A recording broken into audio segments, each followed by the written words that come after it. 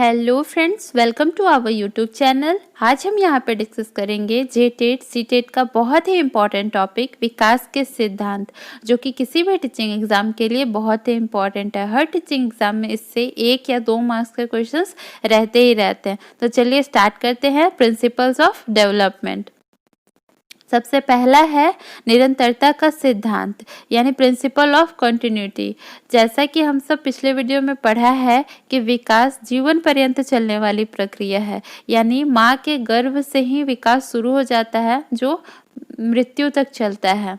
जब तक हम जीवित रहते हैं कुछ ना कुछ सीखते ही रहते हैं, इसीलिए विकास एक कंटिन्यूअस प्रोसेस है, निरंतर चलने वाली प्रक्रिया है। नेक्स्ट है हमारा व्यक्तिगत विभिन्नताओं का सिद्धांत, यानी प्रिंसिपल ऑफ इंडिविजुअल डिफरेंसेस। जैसा कि हम सब जानते हैं, कोई भी दो व्यक्ति एक जैसे नहीं हो सकते, उनमें कुछ न कुछ डिफरेंस पाया ही जाता है। कोई बच्चा जल्दी बोलना स्टार्ट कर देता है तो कोई देर से बोलना सीखता है, कोई बच्चा जल्दी चलना स्टार्ट कर देता है तो कोई देर से चलना सीखता है। इसी तरह उनमें कुछ न कुछ अंतर पाया ही जाता है। यहाँ तक कि जो जुड़वा बच्चे होते हैं उनमें भी कुछ न कुछ डिफरेंस पाया जाता है। नेक्स्ट है हमारा विकास के विभिन्न गति का सिद्धांत, यानी भले ही विकास कंटिन्यूअस प्रोसेस है, निरंतर चलने वाली प्रक्रिया है, लेकिन जो विकास की गति होती है वो हमेशा एक जैसी नहीं रह सकती है। यानी शैशवावस्था में विकास तेजी से होता है, लेकिन बाल्यावस्था में विकास मंद गति से यानी स्लो हो जाता है। किशोरावस्था में वह फिर से तेजी से होने लगता है। इस तरह विकास में उतार चढ़ाव बना रहता है, इसीलिए विकास स्पाइरल या वर्तुल होता है। इसके बारे में हम पिछले वीडियो में भी पढ़ चुके हैं अच्छे से।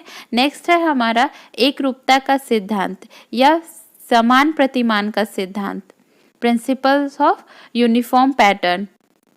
ये सिद्धांत यह बताता है कि भले ही सभी व्यक्ति में इंडिविजुअल डिफरेंस पाया जाता है, यानी कुछ ना कुछ अंतर पाया जाता है, और सब में विकास की गति भी अलग अलग होती है, लेकिन जो विकास का क्रम है वो सब में एक जैसा होता है।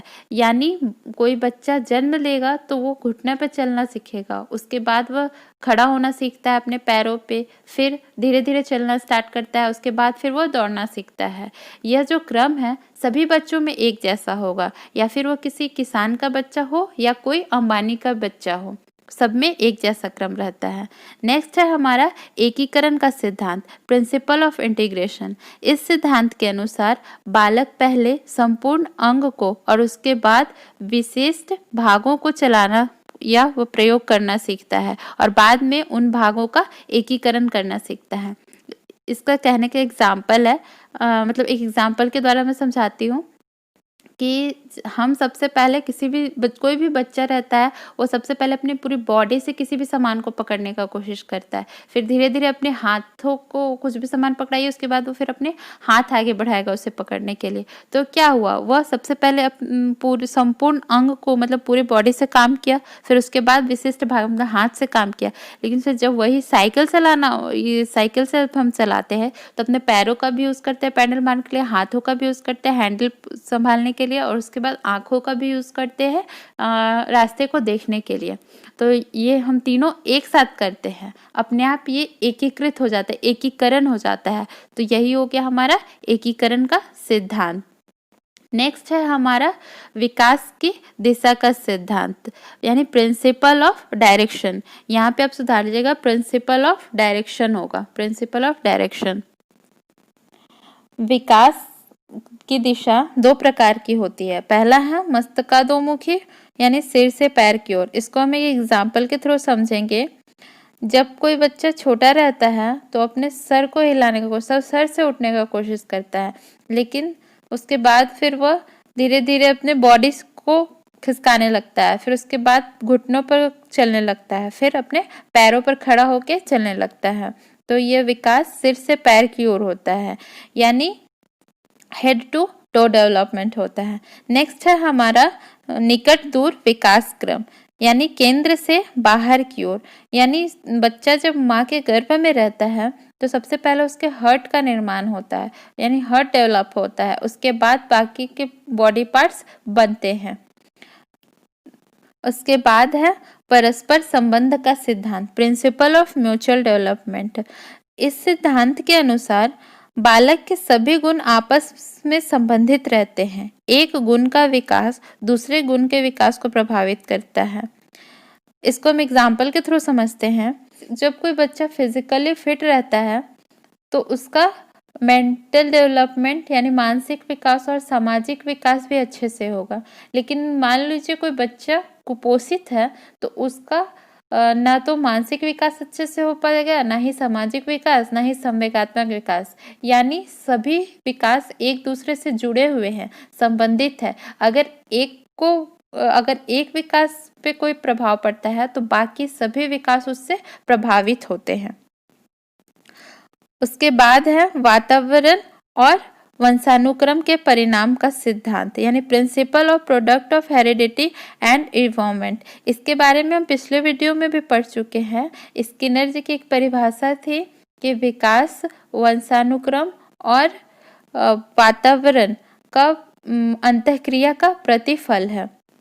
यानी बच्चा जब जन्म लेता है तो उसके हेरिडिटी यानी उसके माता पिता से उसके अंदर जीन्स आते हैं और वो इस वातावरण में आता है और यहीं से वो कुछ सीखता है जिससे उसका विकास होता है। तो दोनों एक दूसरे से जुड़े हुए हैं और एक दूसरे को प्रभावित भी करते हैं। नेक्स्ट है हमारा परिपक्वता व अधिगम का सिद्धांत यानी principle of maturation and learning. इस सिद्धांत के अनुसार जब बच्चा मैच्योर होगा तभी उसका अधिगम यानी लर्निंग अच्छे से हो सकता है, तभी वह चीज़ों को अच्छे से ग्रहण कर सकता है। अब ऐसा तो नहीं है कि अब 1 साल के बच्चे को आप पीरियोडिक टेबल पढ़ाने के लिए बैठ जाएंगे। जब बच्चा मैच्योर होगा तभी वो चीज़ों को अच्छे से सीख पाएगा। नेक्स्ट है हमारा सामान्य से विशिष्ट के विकास का सिद्धांत यानी principle of development from general to specific. यानी बच्चा जनरल टू स्पेसिफिक जाता है। पहले बच्चा सामान्य बातों को सीखेगा, उसके बाद विशिष्ट की ओर जाएगा यानी स्पेसिफिक की ओर आगे बढ़ेगा। यानी बच्चा किसी भी चीज़ को, आप बच्चे को कोई चीज़ पकड़ने के लिए दीजिए, वो पूरे बॉडी से चीज़ को पकड़ता है, लेकिन धीरे धीरे क्या करता है, वो सिर्फ उसी सामान को आप आगे बढ़ाइए तो वो सिर्फ अपने हाथ का यूज करेगा। तो ये क्या हुआ, बच्चा सामान्य से विशिष्ट की ओर गया। उसके बाद यहाँ पे एक एग्जाम्पल है कि बच्चा पहले नाम को जानता है, स्थान को जानता है, वस्तु के नाम को जानता है, उसके बाद वह यह जानता है कि किसी वस्तु, स्थान या के नाम को क्या कहते हैं, संज्ञा।